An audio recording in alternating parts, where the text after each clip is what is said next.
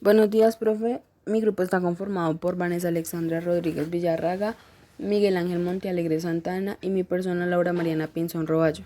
Nos correspondió hablar de la historia. Empieza Laura Mariana Pinzón Roballo. La historia de la argumentación y contraargumentación se basa básicamente en teorías que en términos generales es la historia de la evolución del uso de estructuras.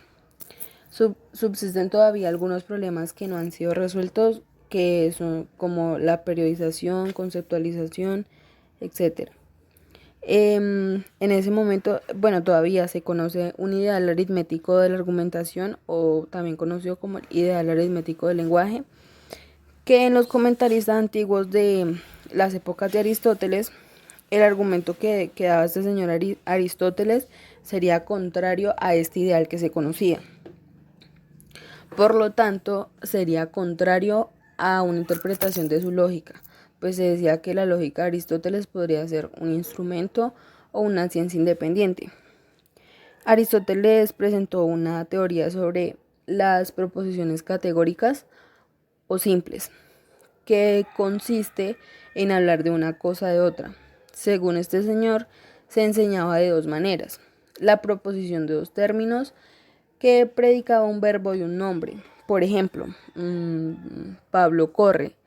Y la otra forma era la de tres términos, que predica el verbo ser. Por ejemplo, María es honesta. Esas eran las dos formas que Aristóteles dijo que pues se podrían enseñar. Aristóteles estudió los dos tipos de proposiciones categóricas. Supo que el sujeto puede ser un nombre definido o un indefinido. Dijo que podrían surgir proposiciones en que el predicado es definido o indefinido también. Podrían ser negativas o afirmativas. Allí hubo una clasificación de especies de proposición, eh, que se decía que no se podría, no se podrían combinar el caliente y frío, húmedo y seco. O sea, era obvio que no se podrían pues combinar.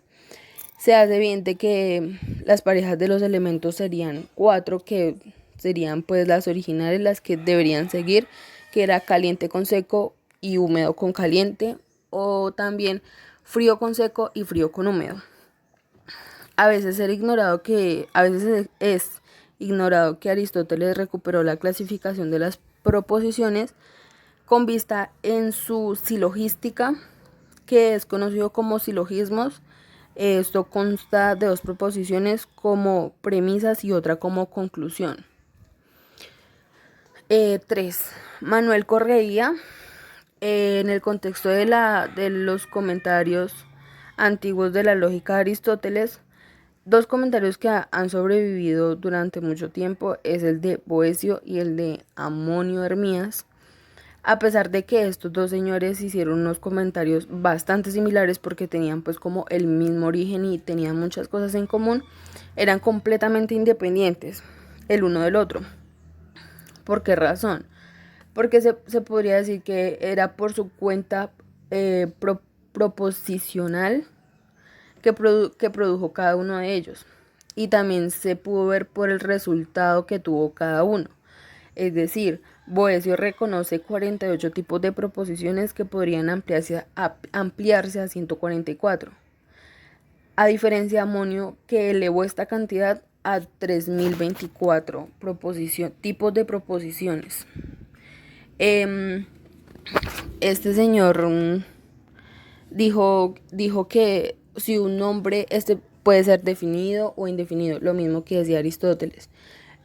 Podría ser definido, el nombre podría ser definido o indefinido, pero como el nombre puede ser también clasificado en universal o singular, según denote una cosa universal o una cosa singular. Les habla Vanessa Alexandra Rodríguez Villarraga. Continuando con el tema de historia, que fue lo que le correspondió a mi grupo, les vengo a hablar de 4 puntos muy importantes sobre la historia, de la argumentación y la contraargumentación. En estos 4 puntos se dan dos personajes muy importantes, el cual uno es Manuel Correia y el otro es el filósofo Víctor Carrillo. ¿Qué nos dice Manuel Correia? nos dice que hay infinidad de ideas que podemos nosotros argumentar para decir claramente algo es algo. O sea, nosotros podemos organizar muchas ideas y podemos tener mucho conocimiento de algo, pero si no lo sabemos aprovechar y no sabemos decir las ideas coherentemente, no nos vamos a hacer entender.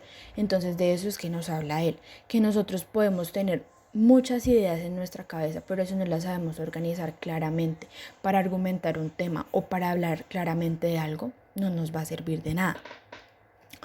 Y por otro lado tenemos la teoría del filósofo Víctor Lee Carrillo, que nos dice que nosotros aparte, o sea, nosotros todo el tiempo mantenemos filosofando y siempre vamos a tener conocimiento de algo. Entonces, que él dice que desde que tengamos un razonamiento filosófico podemos argumentar cualquier clase de tema, ya sea en un auditorio, en una conversación, en un diálogo.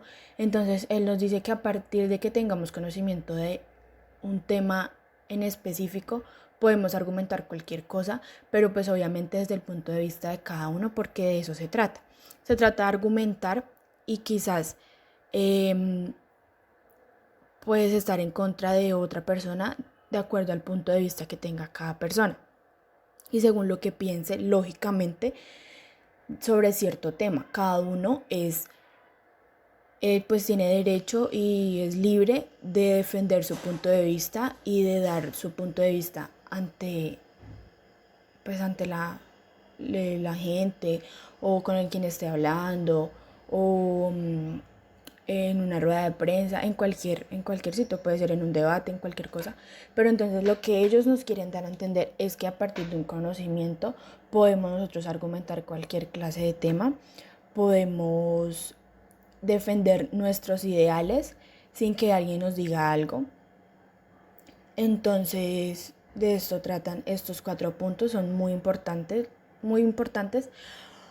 porque desde todo esto nos dice que desde antes esta teoría siempre nos va a defender nuestros ideales y que lo que argumentemos o lo que contraargumentemos siempre va a ser bien desde que lo digamos de un punto lógico y desde que todo sea con coherencia.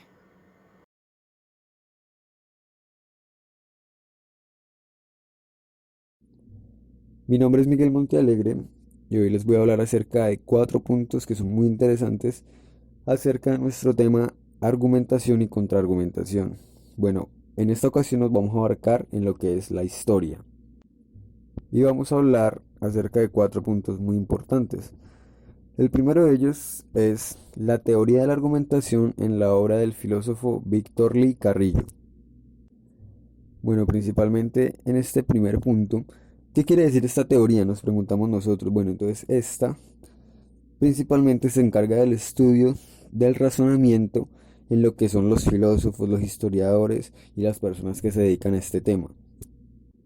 Es decir, las personas que tratan de inculcar o de descubrir las ciencias humanas para asimismo definirnos. De este primer punto surge algo muy interesante que es el razonamiento argumentativo. Entonces este se dirige sobre todo a lograr la adhesión de las personas a diferentes tesis o teorías. Ya avanzando un poco en lo que es este contexto, tenemos ya en un contexto la confrontación de ideas. ¿Por qué surge esto? Principalmente es por la naturaleza humana, de acuerdo a los estudios. Entonces la confrontación de ideas se puede dar de diferentes maneras, ya sea en un ámbito político, social, cultural, hasta económico. Y por lo cual la humanidad, gracias a su inteligencia, logra a través de la historia implementar un sistema, como lo queramos llamar, de acuerdo al contexto económico o político, el cual es llamado democracia, en el cual el pueblo, pero por no decirlo así, todos tenemos la oportunidad de participar en las decisiones que se tomen en la comunidad o en un grupo de personas. Todo este conjunto de conceptos de confrontación de ideas, conjuntos de diálogos, tesis y argumentaciones se ven reflejadas en eventos como lo son las asambleas políticas, en las oratorias. En este tipo de oratoria las personas pueden dar a relucir sus aptitudes en este contexto. Quiero destacar una frase que dice nuestro autor Lee Carrillo, la cual dice: la retórica que enseñan las reglas de la elocuencia no son como el arte necesario, sino como el conocimiento por excelencia cuya posesión favorece apetitos, auspicia ambiciones. En esta frase podemos darnos cuenta cómo, desde el punto de vista de nuestro autor, él define la retórica y el conjunto de ideas que se deriva de allí, como la elocuencia, etc. Ya avanzando un poco más en el tema, podemos deducir que Aristóteles, en la época antigua, definía este conjunto de ideas de argumentación y contraargumentación o confrontación de ideas, las llamaba potencia o facultad, ya que él las consideraba aptitudes o habilidades de las personas para poder dar a conocer un punto de vista, defenderse en el contexto de un diálogo, en diferentes situaciones cotidianas de los humanos. Entonces Aristóteles las definía como unas habilidades, por lo cual entonces él nos cuenta la importancia de formular argumentos, discutirlos y asimismo refutarlos, de acuerdo con nuestro punto de vista. Como ya dije anteriormente, esto sirve para defendernos en los tribunales, sobresalir en las asambleas, darnos a conocer. Asimismo, la humanidad tiene un concepto de que cuando una persona tiene buena oratoria, es una persona ilustre, es una persona que puede llegar a ser un líder. Entonces esto es muy importante, como ya lo sabemos, porque Aristóteles también lo daba a conocer en la época antigua. Aristóteles, nuestra autora Marta Solesi, nos deja una frase de Aristóteles muy interesante, la cual nos dice que para quien ama, para quien odia, para quien se encuentre ánimo sereno. Y de allí derivamos algo que es muy interesante, que es que el orador debe conocer las pasiones humanas y asimismo saber cómo excitarlas y apaciguarlas. ¿Qué quiere decir esto? Aristóteles tiene la teoría de que un orador, para tener éxito y para ser ilustre, debe conocer esos intereses humanos que tanto le gustan de acuerdo al contexto del tipo de la población, conocer esos intereses o esos placeres que a ellos les gustan y saber cómo sacar un hilo de acuerdo a eso y asimismo apaciguarlas, como nos dice él. Bueno, ya por último nos hablan de el silogismo. Aquí entonces consiste en que esto es algo que tienen los humanos, en los cuales admiten premisas acerca de los problemas de orden físico y de orden lógico, acerca de los problemas que nosotros tenemos en nuestro interior por orden moral. Y nos hablan también en el tema retórico, el cual se refiere a todo aquello que constituye la acción humana y que por consiguiente es materia de deliberación. ¿Qué quiere decir esto?